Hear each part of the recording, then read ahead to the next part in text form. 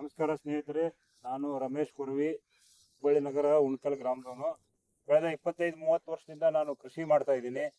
ಕಳೆದ 4-5 ವರ್ಷದಿಂದ ಸಾವಯವಕ್ಕೆ ನಾನು ಬದಲಾವಣೆ ಆದೆ.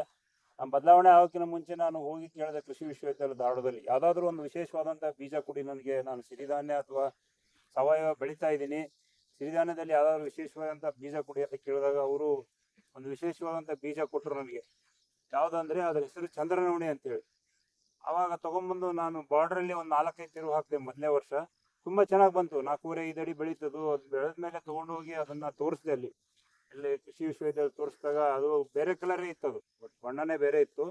ಅದು ಸುಮಾರು 4.5 ಅಡಿ ಬೆಳೆದಿತ್ತು. ನಾನು ಹಳದಿ ಬಣ್ಣ ಅಕ್ಕಿ ಇತ್ತದು. ನಾನು ಇದ್ಯಾಕೆ ಈ ಥರ ಇದೆ ಅಂತ ತೋರಿಸಿದಾಗ ಅವ್ರು ಹೇಳಿದ್ರು, ಇದೇ ಹೆಚ್ಚಿನ ಪೌಷ್ಟಿಕಾಂಶ ಇದೆ, ಇದರಲ್ಲಿ ನಾರಿನಾಂಶ ಹೆಚ್ಚಿಗೆ ಇದೆ, ಆದ್ದರಿಂದ ಇದನ್ನು ಬೆಳೆಯೋದು ಭಾಳ ಒಳ್ಳೆಯದು, ಭಾಳ ಚೆನ್ನಾಗಿ ಬೆಳೆದಿರಿ ಅಂತ ಪ್ರೋತ್ಸಾಹ ಕೊಟ್ಟರು. ನಾವು ಈಗಾಗಲೇ ಸುಮಾರು ನನ್ನ ಹತ್ರ ಒಂದು 100 kg ಅದು ಚಂದ್ರನವಣಿ ಅಕ್ಕಿ ಇದೆ.